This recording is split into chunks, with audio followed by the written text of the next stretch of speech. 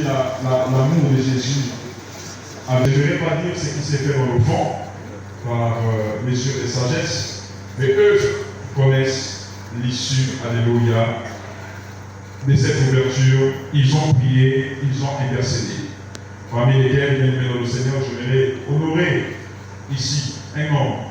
Vous savez, lorsque j'étais à Manda, le Dieu de la Bible que je chante tellement, alléluia. Merci d'être là. Merci pour vos conseils. Merci pour votre belle. Et Dieu qui les verra. Notre responsabilité en tant qu'Église, je le dis ici ouvertement devant les autorités, n'est pas de courir après l'argent de l'État, n'est pas de courir derrière les biens éphémères, n'est pas de faire l'œuvre de Dieu pour de l'argent, bien que nous sommes des prophètes de Dieu. C'est là où il y a une dichotomie autour de la question prophétique de notre pays. Parce que le plus souvent, on est habitué aux prophètes qui nous disent ce que l'on veut entendre. Le prophète n'est pas celui qui parle selon les sentiments, selon les relations. Celui qui parle de la part du Seigneur. Ici aussi, la présence des autorités est une forme de réconciliation entre l'Église et vous. Afin de vous dire que nous, en tant qu'Église, nous ne sommes pas vos ennemis. Nous ne sommes pas vos amis. On ne peut pas faire un culte dans le pays sans élever notre voix pour celui qui est à la tête de ce pays. Pour celui que Dieu a placé à la tête de ce pays. Peu importe nos divergences politiques, nos divergences ethniques et autres, pour l'intérêt de la nation, il est très important, religieuse, politique, économique des côtés, et pour l'intérêt de la nation, de prier pour l'homme qui est là, l'homme qui a le fardeau, l'homme qui prend les décisions, mais aussi les plus hautes autorités. C'est pour cela que nous prions que Dieu garde nos autorités.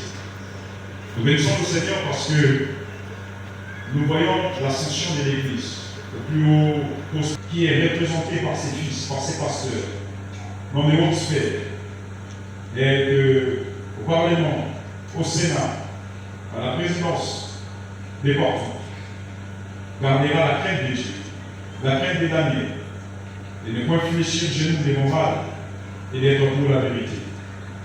Gardera la crainte du prophète Jérémie, je m'en souviens, face aux menaces qui étaient contre lui, face aux persécutions, il est resté ferme. Et j'aimerais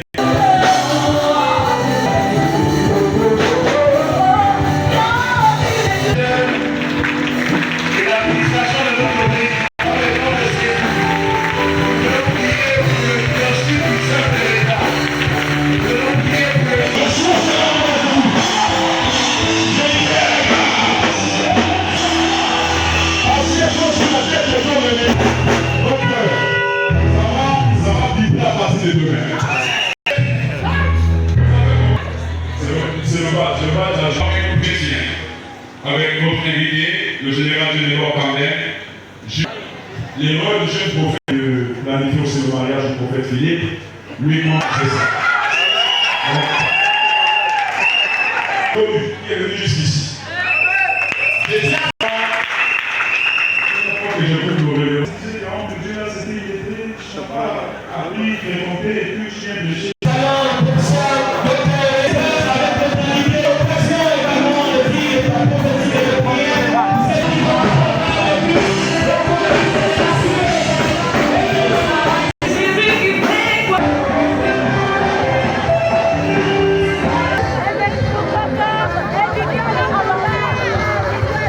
Que vous pouvez voir, l'engouement, nous sommes très heureux. Être privé, avoir été privé de nos activités durant deux années, a créé beaucoup de refroidissement dans le cœur des nombreux de nos fidèles. Et nous bénissons Dieu qu'à l'annonce de cette réouverture, beaucoup de personnes ont réactivé leur foi et n'ont fait que manifester leur joie envers les décisions qui ont été rendues par nos plus hautes autorités. Et nous bénissons le Seigneur parce que notre réouverture nous permet d'emboîter le pas afin de soutenir aussi nos autorités dans les chantiers sur le plan social, culturel et autres. Et nous avons une très grande fierté en ce moment. Bon, vous savez que le Gabon vient de rentrer dans une phase assez importante de son histoire. D'ailleurs, nous sortons d'un dialogue. Et le dialogue a prôné autour de la réconciliation des fils et des filles du pays. Se réconcilier, c'est aussi apprendre à pardonner, c'est aussi apprendre à demander pardon, c'est apprendre de ses erreurs et de s'améliorer et de travailler. Et aujourd'hui, l'église synagogue du Gabon, après tous les événements qui se sont succédés, est devenue une église plus forte. Car vous savez que lorsqu'on veut faire fondre l'or, on le fait passer par le feu. Et certainement Dieu nous a fait passer par le feu parce qu'il voulait trouver en nous la meilleure version de nous-mêmes. Et nous bénissons le Seigneur parce que, vous savez, nous